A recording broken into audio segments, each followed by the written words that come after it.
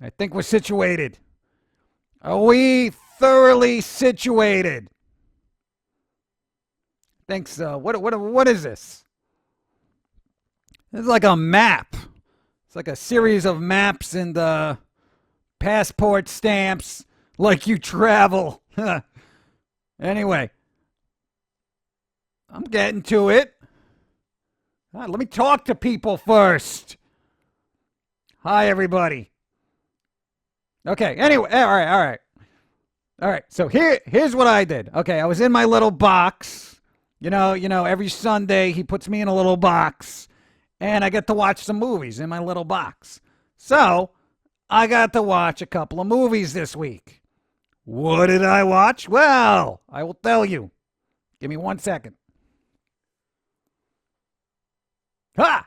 The first movie I watched, for some reason, was Pee-wee's Big Holiday. Yes, he came out with a new movie. It's a Netflix original apparently. And it's Pee Wee Herman.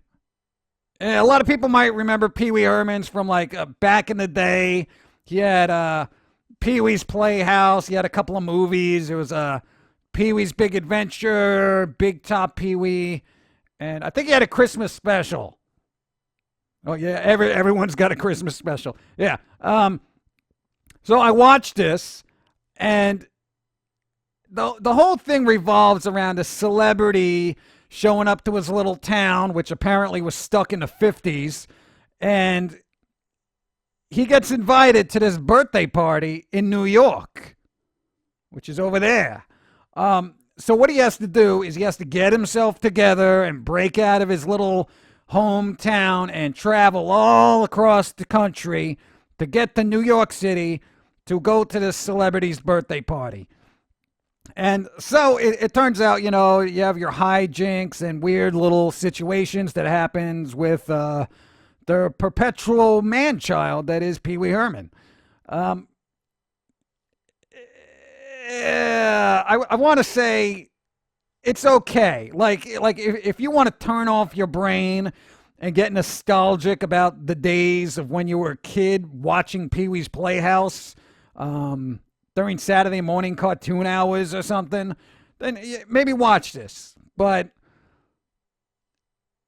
it's a little weird. I mean, I feel like it was taken out of like the early 90s and just released now. Like it feels so retro.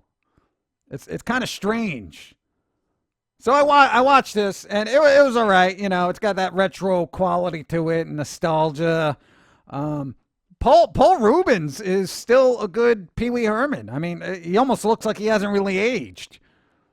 Maybe he is the perpetual man-child that we all kind of wish we could be inside. But we aren't because society would make fun of us. So yeah. Okay, so then the other movie I saw, give me a second. The other movie I saw, because I was like, hey, I'm in a goofy mood because of Pee Wee Herman. I said, hey, Howard the Duck. Let me watch Howard the Duck. I haven't seen this in like decades, right? So I watch Howard the Duck because it just came out on Blu-ray, right?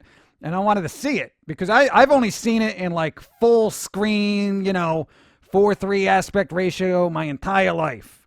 So I watched the movie. I watched it, right?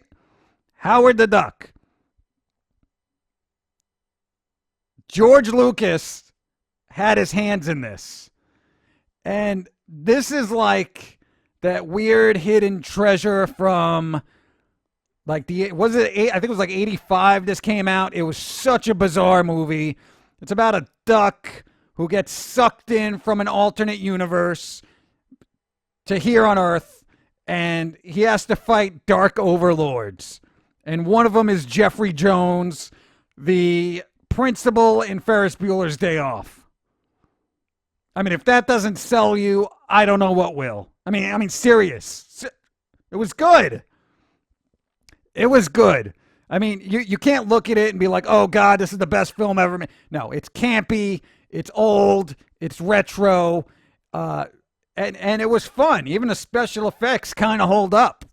Um, and hey, who doesn't like a talking duck? I didn't like that Tim Robbins guy though. He just bothers me in every movie.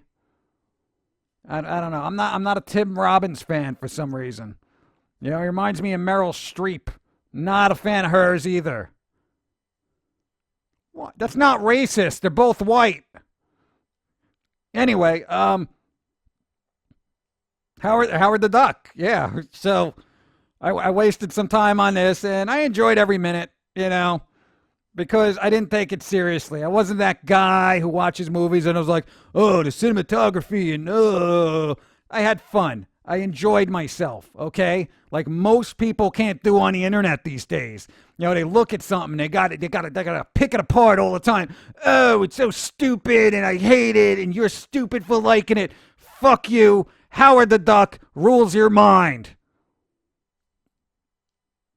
Too much? Whatever. All right. Whatever. The other movie I saw, you're going to be very proud of this. Okay, just a warning. Nobody post spoilers, okay? Because and this is how much of a shut-in I am. Dude, I have not had enough coffee. This is how much of a shut-in I am. I am a shut-in, okay? This is how much of a shut-in I am. I got it right that time. Beautiful, right? Anyway, Star Wars, The Force Awakens. All right, here's the thing. I didn't watch this in the theater. I made it through the theatrical release of Star Wars, right? Without a spoiler gracing my ears.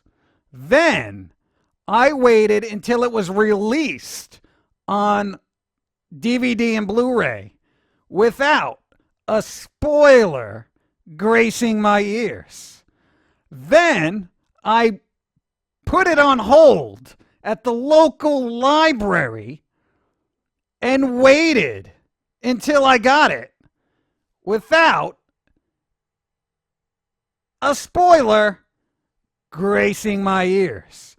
I literally have so little communication with the outside world that I waited until I got this in my hand, and I did not know a goddamn thing about this film until I watched it just then and there.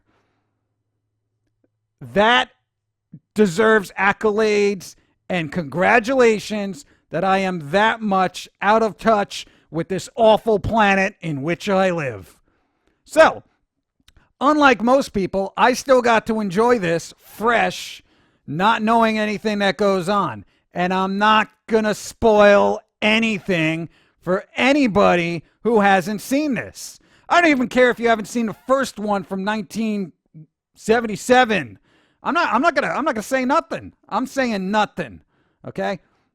I will say this was actually good. Like I sat down and I watched it and I was going to be all skeptical, like, oh, look, Star Wars. Because, George Lucas completely destroyed the last 3 films. Good job. But this one was helmed by J.J. Abrams, who did a fantastic job.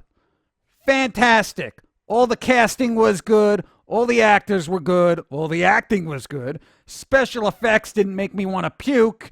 And there wasn't a Jar Jar Binks looking piece of crap anywhere to be seen. Beautiful. Okay? I enjoyed it. The only thing I got to say, slightly negative about this, is it was like paced really, really quickly. Like there wasn't really enough time, I feel, for character development, and the individual whose force awoke, it seemed to happen really freaking quick. I mean, with Luke Skywalker, it was like 3 movies, and then all of a sudden he's like, yo, I'm a Jedi now. In this movie, it was just like, oh, some shit's going down, and hey, I'm a Jedi. I'm like, it was kind of weird. It was kind of mispaced. If that, I mean, that's my only complaint. But other than that, I mean, it was no problems. I got no problems. Some pacing issues, but other than that, beautiful. And I am not spoiling anything, which is good on me. You know, I believe in cinematic karma. So if you spoil something for somebody, they're gonna come around and ruin your favorite TV show with a spoiler. So don't spoil things, okay? It was very difficult for me to get this in my hand with no spoilers. I mean, okay, it wasn't that difficult because I live in a shoebox and I don't go outside and I don't read tweets. I don't read Facebook. I don't read the news. I don't go through top 10 lists of what the hell ever. I don't care about life anywhere, okay? So it was relatively easy for me in kind of a I don't talk to anybody sort of way. But, you know, there you go. Don't spoil things, you know? You want people to enjoy it in its full capacity with fresh eyes. That's it. Is that it? That's all I got to see, really, you know? There you go. Star Wars. The Force Awakens on our little clipboard here. Is that stuck now? Move it. Thank you. Jeez. I got weird things there. But, yeah, so that was my life. The life in a shoebox. I watched the movies. Howard the Duck. They should really make a new one, or a new Howard the Duck.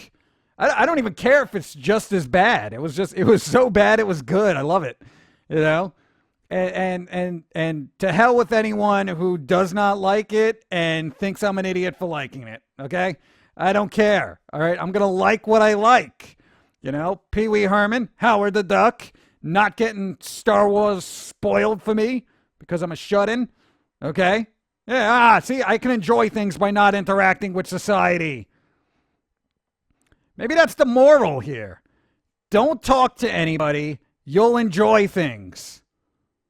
Wow, that's kind of enlightening if you think about it. Like literally, because I don't talk to anybody, I got to enjoy Star Wars in the comfort of my own home with no idiot ruining it for me. Yeah, I mean, it is kind of sad, but I mean, people are jerks. You know? So that's the moral. Stay away from society. You'll enjoy life. So how are we ending this? Do I do a close-up or do I just disappear off into the distance? Close-up. No, I don't think I should get too close. I didn't get to brush my teeth. I'm going to stay over here. I might have bad breath, you know? Like if I breathe on this, it might just burst into flames. That's all right, which I wouldn't mind. All right, that's it. That's it. Don't spoil things.